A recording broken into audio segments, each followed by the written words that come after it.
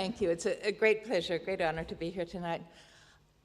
I have a number of objections to the new atheism, but I don't think there's any more important to me than the idea of science being, in effect, diminished in public understanding and in public receptivity by the way that science is represented in this argument.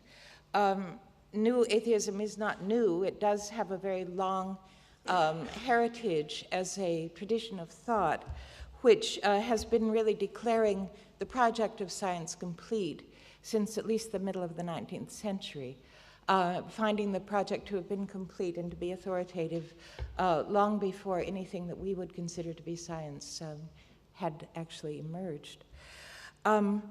The polemical use of what is invoked as science over against anything, I think, is an abuse of science. I think that religion is abused by this polemical use of science. I think that also the condition, the stance in the world of the human mind is abused by it, because it tends very much to act as if questions were closed, which are open. It tends very much to act as if the resources of the mind were limited to what these particular writers consider to be rationalism, when the science that has certainly been produced in this century is really quite fantastical, and nothing that could ever be derived from the sort of 18th century knock-on model of reality that they generally present as scientific. So I think we live in a moment when science is as beautiful as it's ever been.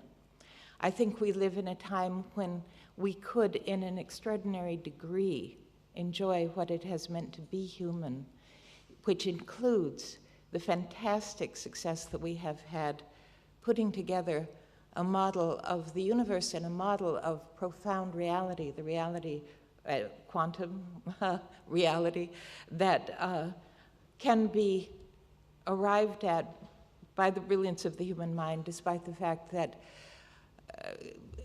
it runs contrary to everything that we would take to be intuitively natural, believable, you know? It's quite beautiful. I read an article recently. It was one of those "why is there something rather than nothing" articles, which you normally expect to find philosophers dealing with. But in this case, it was an article about physicists dealing with it.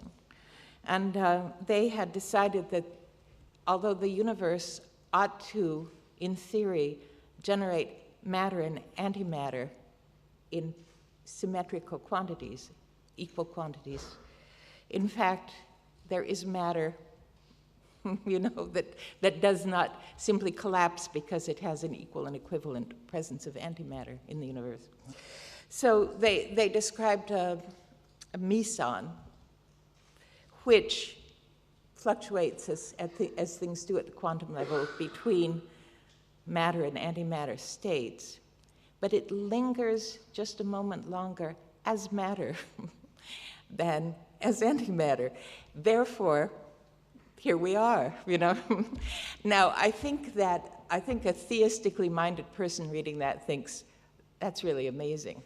I think a scientist reading that thinks, that's really amazing.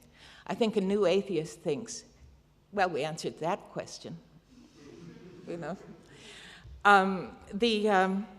There are things, you know, I'm very much in love with the American philosopher William James, who lived at the turn of he was born in 1842 and lived into the early 20th century. And if you look at 19th century philosophy in America, he's the star figure, and if you look at 20th century philosophy in America, he's also the star figure. But in any case, he has a wonderfully open metaphysics. Perhaps he would not call it that, philosophy, in which he says that we know only what is presented to our ability to know, that anything is 1,000 times more complex than any perception that we can have of it. That what we're doing, he says that facts should be called you know, that data should be called gifts rather than data, because of the arbitrariness with which we know what we do know. He has a very nice early anticipation of indeterminacy on precisely those grounds. He argues for a sort of democracy of ontology in which we concede the mystery of everything that we encounter. This at the same time that he's, of course, very much abreast of what was contemporary science in his moment and so on. He, on this grounds, he reintegrates human being into his conception of being itself. He says a thought is a thing. He assumes that you can reject a cosmology because it offends your moral sense, as well as because it offends your sense of causality or sequence, you know. In any case, he's pretty theistic, let's be truthful about it, but he does not insist on theism. His philosophy deals with these questions without imposing things that pre-exist particularly on them, insofar as that's possible. There are things that he talks about human intuition, like morality. He talks about the effect of thought on behavior, the effect of behavior on reality, all these things that see human beings as effectively interacting with reality. Now, and, you know, this is what I absolutely miss in New Atheism and in the tradition from which it derives. It does not acknowledge the enormous efficacy and centrality of human consciousness. It pushes this very much to the side of these supposed issues. And at the same time, even, for example, in Stephen Hawking's latest book, the idea of the importance of the observer is everywhere conceded, you know? If the human mind is central to being insofar as we can know it, then how can you put aside the human mind as a central question and a central splendor, in effect, of the reality that we encounter? I think that there's been a great loss that has come from this, the claim of scientific authority for erasing away a central term in what everyone understands to be a contemporary and a necessary understanding of what reality is. If you look at a book like Hawkins, or you look at the books that come from people like Francis Collins on the other side of the issue, you can say exactly what William James said in 1890, that you can talk about the elegance of the cell, you can talk about the uncanniness of the atom, and you can say, on these grounds, there has to be a God, or on these grounds, clearly, no God is necessary. So if the same evidence persuades people on both sides, it's obviously not the crucial evidence, right? So if you erase that, if that's null, and the question is, what is the authority with which the rationalists speak, and how rational is their rationalism? What is the quality of the argument? What is the quality of the relevant evidence that they offer? Then it seems to me that that's where the disagreement has to be sorted out. I think that James gives a wonderful openness to the ways in which we can encounter these ideas. I think that there's nothing more human than the fact that this conversation continues to go on and on. I think there's nothing more sacred, if you'll allow the vocabulary, than the fact that these kinds of thoughts are profoundly meaningful to human beings and have been for as long as we have any human record. That, I think, is the sort of thing that has been excluded and cannot be excluded. And the erasing out of the great problem, which is the mystery of human brilliance, is the telltale inadequacy of what calls itself New Atheism. Thank you.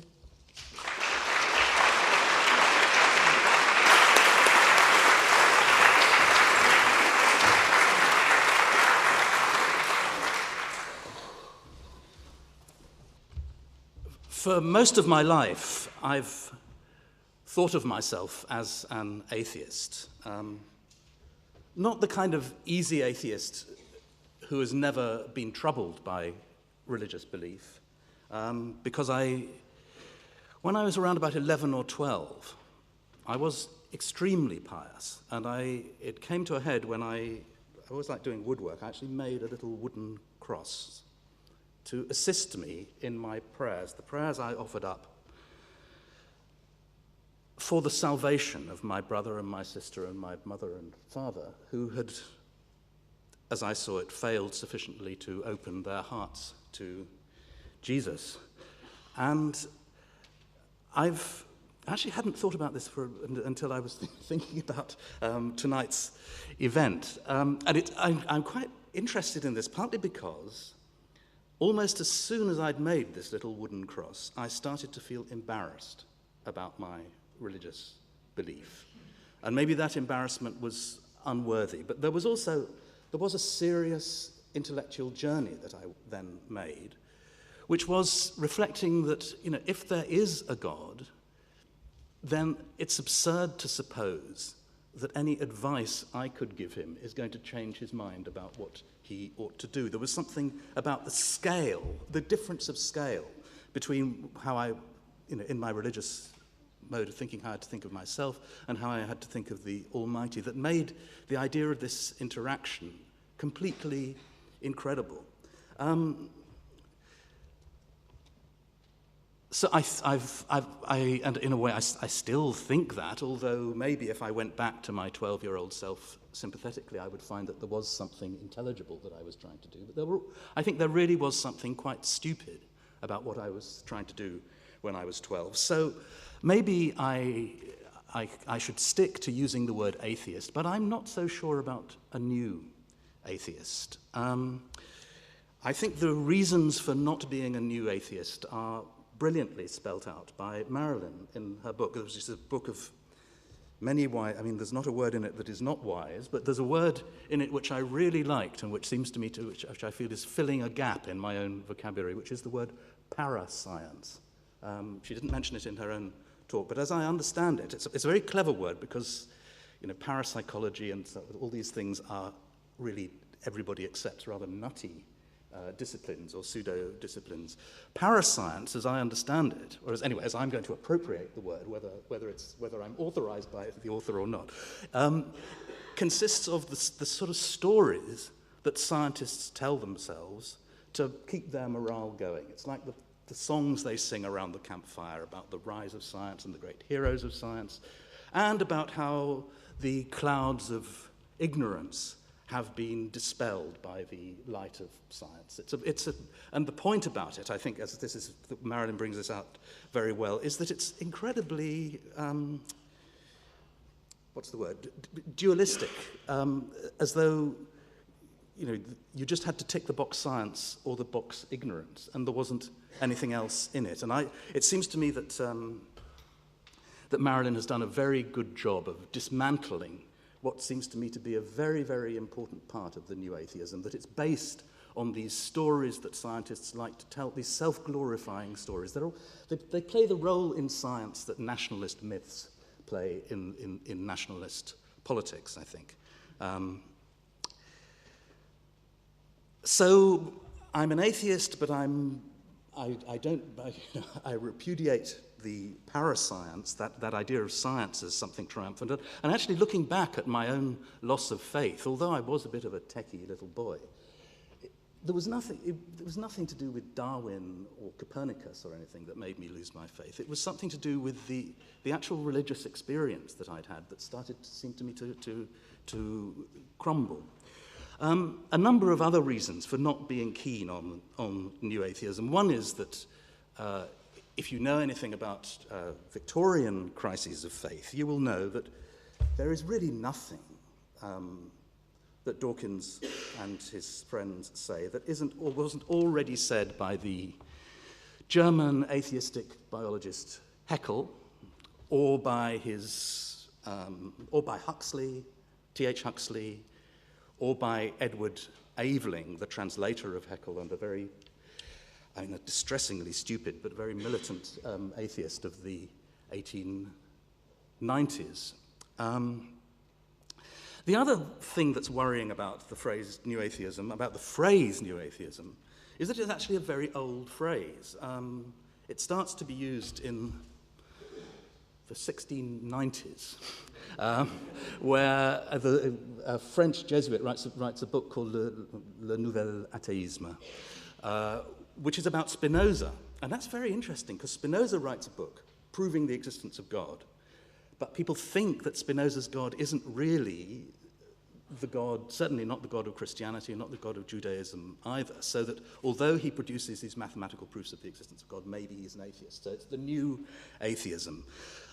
There's lots of other instances I've found in Victorian literature of people being called new atheists. I don't know if you know the unhappy relationship between James and Harriet Martineau. James kept his religion and Harriet didn't. And he referred to her as a new atheist in a sneery kind of way. She'd gone in for various kinds of rather sort of New Age medicine as part of her retreat from Christianity. The other main use of, then New Atheism is used about Haeckel and Huxley, about the Darwinist atheists, and then it's used again about Nietzsche, about the claim that, Nietzsche and his famous claim that renouncing religion isn't enough, you've got to renounce morality as well. So it does seem to me that there's a huge range of different things that could be covered by the idea of atheism. And one of the worries that I have about new atheism and the debate that it's sparked off is that people tend to think that there's just one thing that's atheism. Can I give you a reading tip? There's a fabulous novel. You can get it in almost any second-hand bookshop. Maybe you've all read it, called Robert Elsmere by Mary Ward, Mrs. Humphrey Ward. Came out in 1888.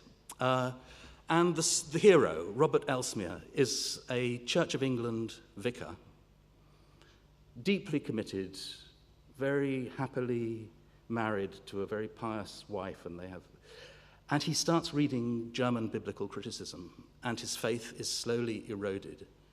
And he puts his marriage on the line, he puts everything on the line. He decides he can no longer, in conscience, continue as a priest of the Church of England.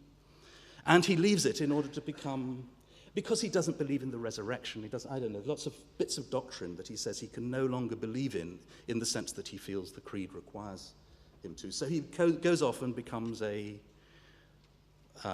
social worker, in the 19th century sense of the phrase, a social worker in the East End of London. Still a pious man, but not unable to subscribe to what he would have to subscribe to in order to call himself a Christian. And I think that the journey that he makes is wonderfully described, and the pain that it costs him is wonderfully described. But there's also a moral that I think we can learn from it, which is that actually what Robert Elsmere finds himself believing that drove him out of the church is something which I would say is probably in the center of orthodoxy in the Church of England today. I mean, I think that there's nothing that Robert Elsmere believed when he believed he had to leave the church, which the Archbishop of Canterbury would not subscribe to and regard as part of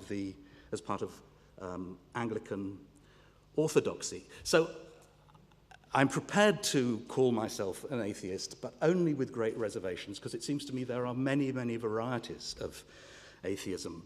William James's great book on this subject is called The Varieties of Religious Experience. And it seems to me we need to think also, and I think that's a wonderful title, because the idea that religion is not one thing is one of the great lessons that he has to teach us in that book.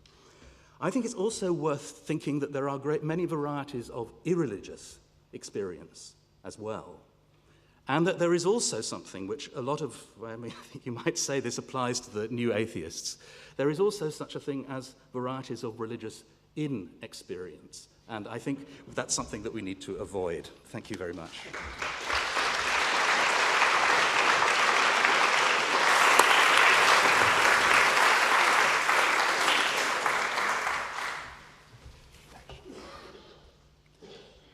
I suppose that insofar as I belong in this debate, it is as someone who has come late in life to some kind of reaffirmation of the sort of faith that Jonathan lost as a boy, which I also lost at the same time, and come by very devious paths, and paths which are strewn with doubt and disappointment. But nevertheless, came as a shock to me that atheism should suddenly become quite such a fashionable cause, and that distinguished intellectuals should write books advocating it without a sense that they were taking anything away from people. And I think this is the most remarkable feature of the Dawkins phenomenon, is that he and his colleagues have learned how to present atheism as a liberation.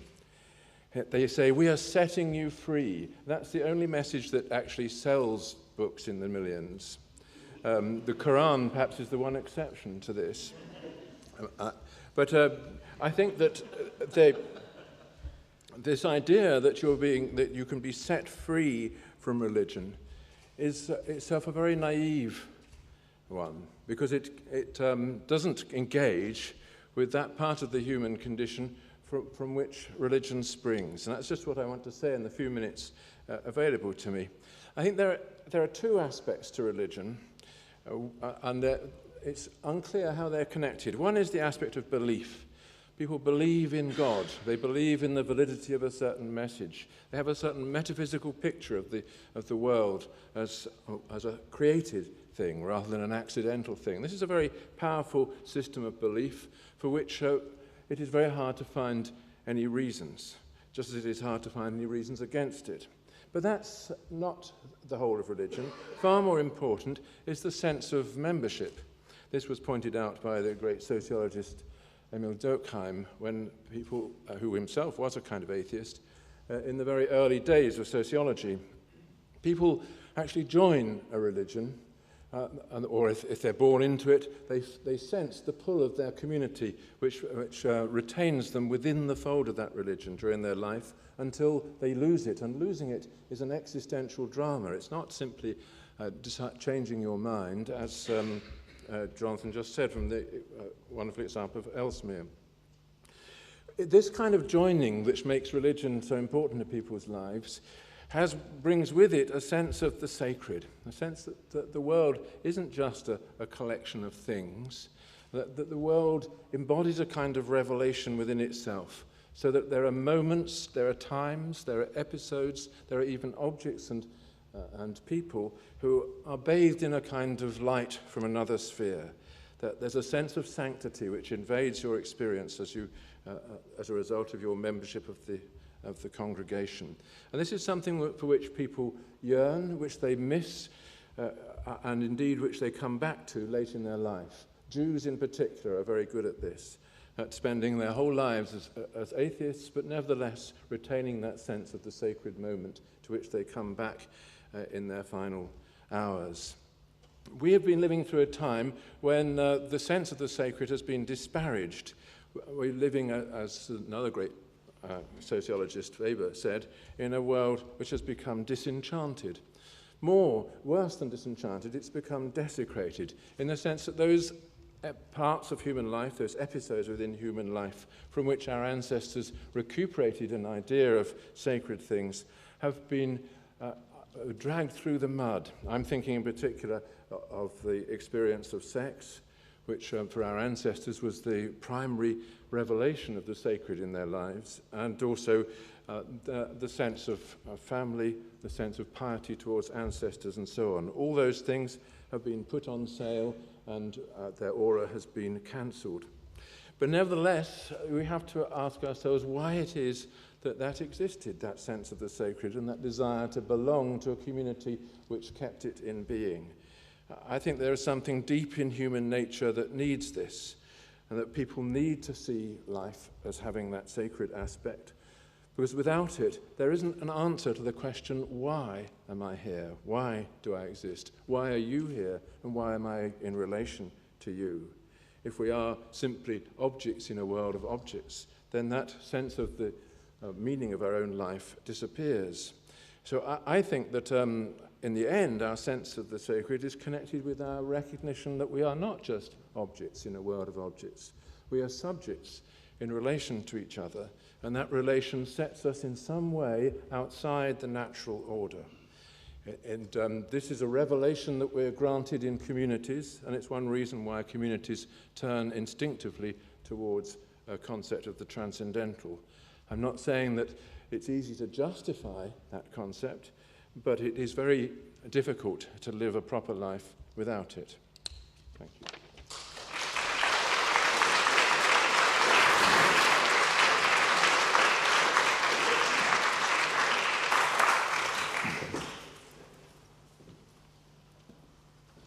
Well, thank you all very much.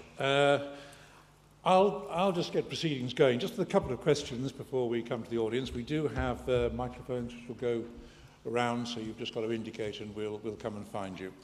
I suppose I'd like to start off by saying, just on the little tiny thing, we were talking about freedom. I mean, the point that Roger mentioned, the idea that somehow you sell books by telling people that this will free them from this or that. You know, but I can remember going to interview Richard Dawkins and sort of sitting down and asking him to talk to me about his trip to America and asking him to show me some of the emails he'd received in relationship to that trip.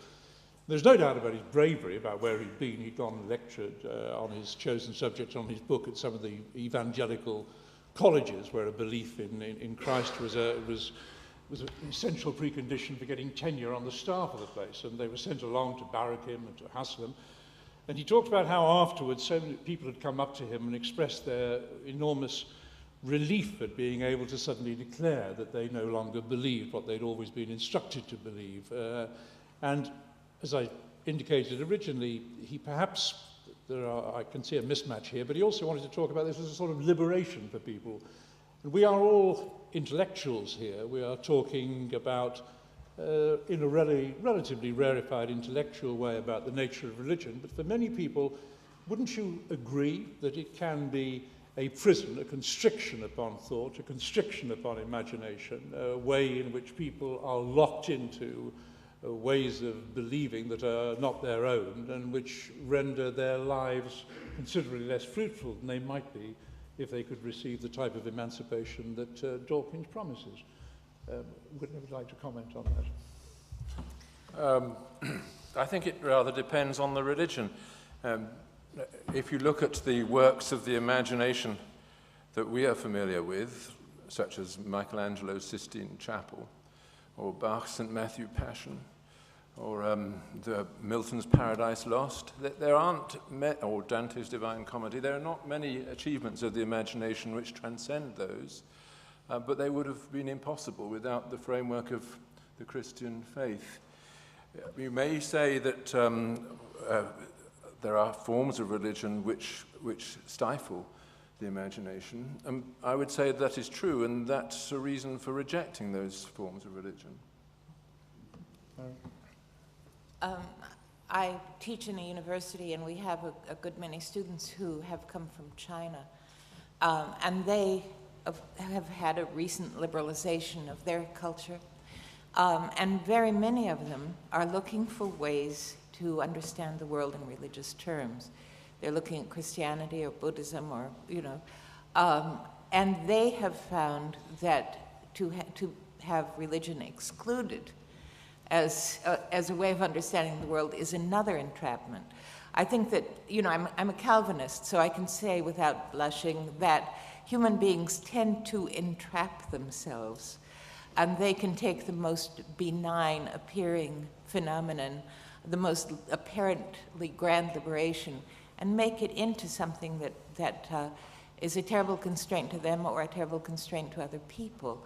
So the question, by becoming religious or by refusing religion, we have only made a decision in terms of how we will orient ourselves toward the world in order to be free.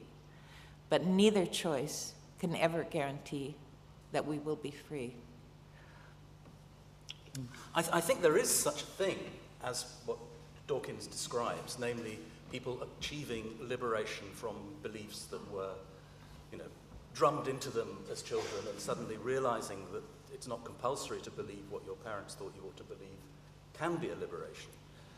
And I think that very often people think, you have to believe in something else, but I'm not sure about that. I think sometimes the real progress is from being in a state of mind where you think I must find something to believe in, to moving into a state of mind where you can be happy with the idea that there's nothing you're sure you can believe in. And what I worry about Dawkins is that he and his followers really do believe in something, namely they believe in science in this fantastically mythologized form.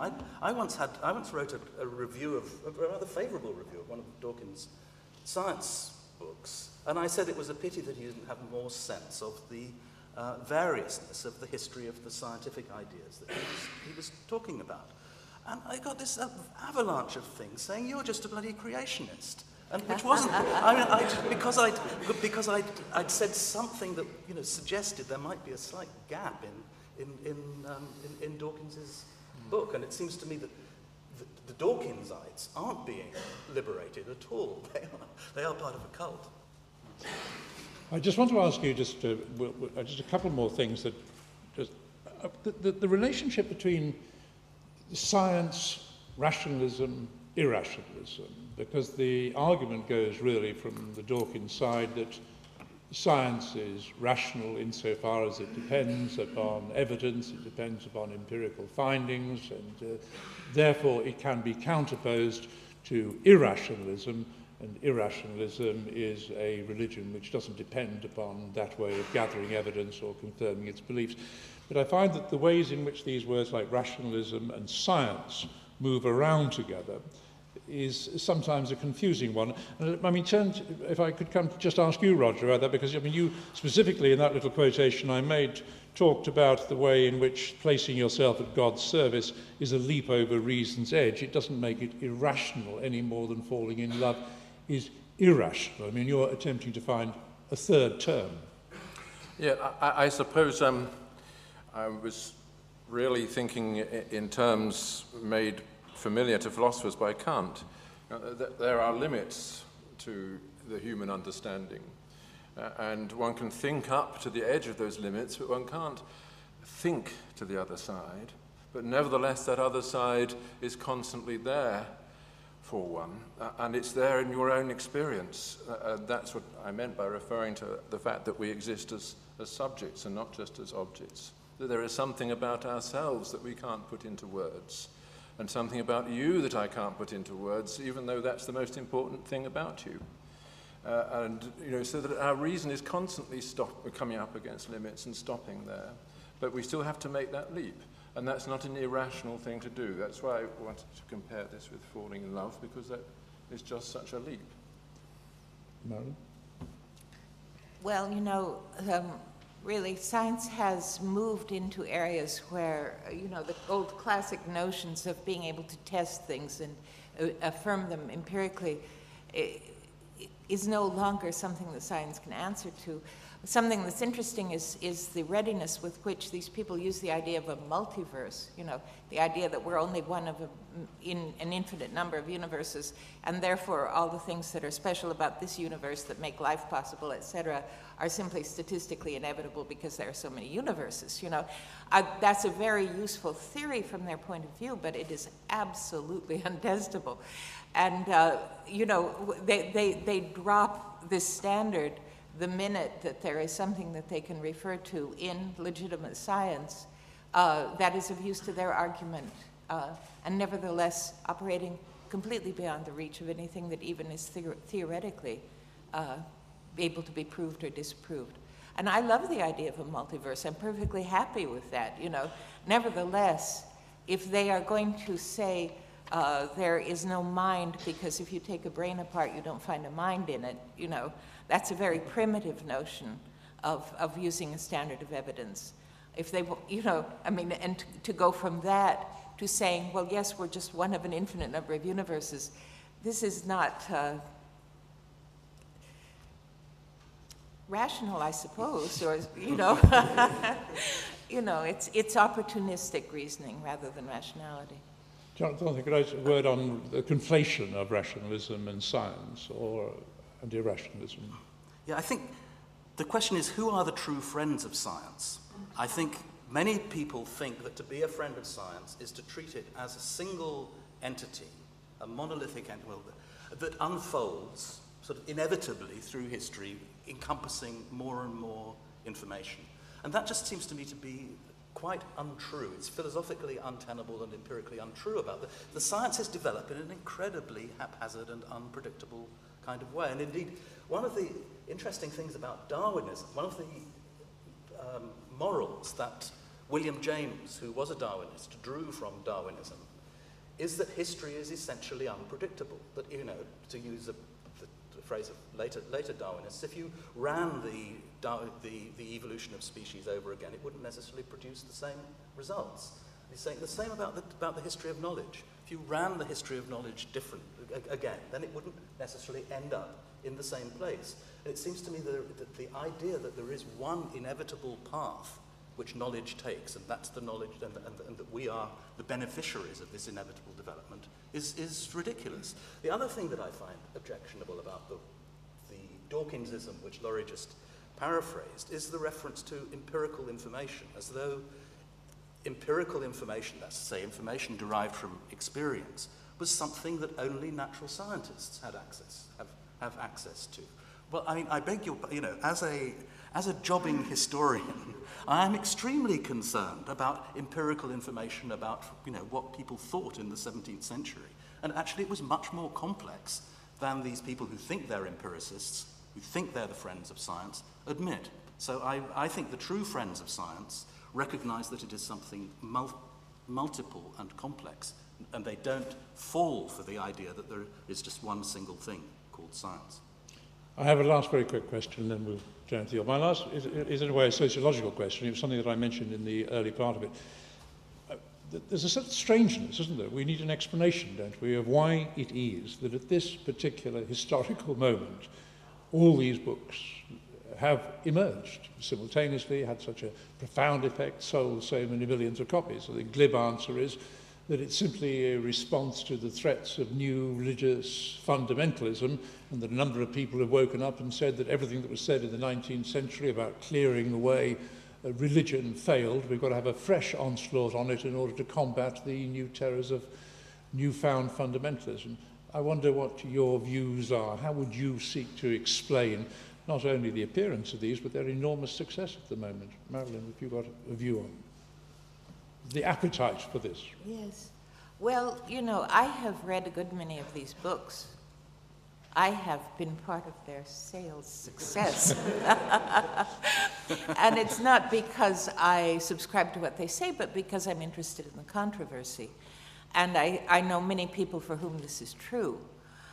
So I think that, you know, the question of religion is something that's been central in the civilization for a long time, and it has been associated with war and all kinds of ghastly things besides. I think that certain personalities, Richard Dawkins especially, have kind of created the atmosphere of the controversy in this moment. But I don't think that, I mean, controversy is great. I think that we should only want more of it. On the other hand, I think that if it's going to perform the service for the civilization that it should, it has to answer to certain standards of rigor, which I think this controversy on both sides has not been particularly good at doing. On the other hand, I think part of what has happened is that religious communities have looked very squarely at an issue that has seemed on the peripheries of their awareness since the publication of The Origin of Species. And there's no harm in that. That's only a good thing. Where the fundamentalism comes from, you know, every once in a while fringe groups assert an inappropriate dominance in any movement. I think we're seeing that across the map right now. Roger. Yes, I think this is a very interesting question. I have two thoughts in response to it. One is a positive thought about the new atheists. The Selfish Gene is a brilliant book, in my view, and it was the first attempt to present in straightforward language what evolutionary psychology tells us, you know, about species generally, and about how this would have impact on the individual life. And I think that was a genuine intellectual input that did have an influence throughout the culture. But sociologically, that's not enough to explain the phenomenon as you refer to it. And so the sociological thought that occurs to me is what Tocqueville said about revolutions. He said that revolutions promise to liberate people, but you can only ever liberate people from something that's dying. And I think that is exactly what has been happening in the face of religion. Jonathan? I think the 20th century was very much dominated, at least as far as Western intellectuals were concerned, by a story about modernization, it was partly a sociological story, in which superstition was going to be overcome by science and parochialism was going to be overcome by internationalism or globalization, and religion was just going to fall by the wayside. And I guess that I probably rather assumed that most of my life. And I think it has been for kind of, and, you know, national liberation struggles were going to lead to prosperity for everybody. And all this optimism that one felt in the 60s and 70s, some of us didn't, I know, but I was foolish enough to feel that optimism. And it has turned out to be completely wrong. And I think that the explanation, I mean, why there was a need for and a thirst for the work of the new atheists was that actually it turned out that religion wasn't just curling up and dying, as so many of us had wrongly imagined it was going to do.